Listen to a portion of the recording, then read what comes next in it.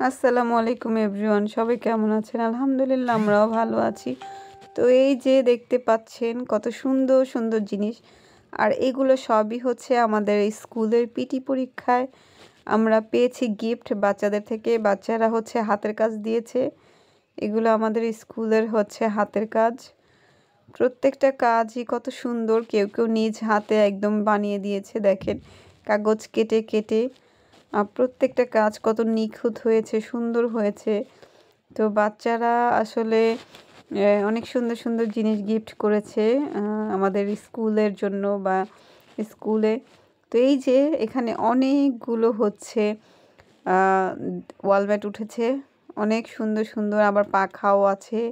তারপরে এখানে আছে কিছু কাচের মগ, বা এই যে কত সুন্দর। এই পাশে হচ্ছে একটা কলম দানি রাখা, ওইটাও অনেক সুন্দর। আবার এই যেগুলো হাতে বানানো, এইগুলো একদম হাতে করে দেওয়া হয়েছে, কত সুন্দর জিনিস।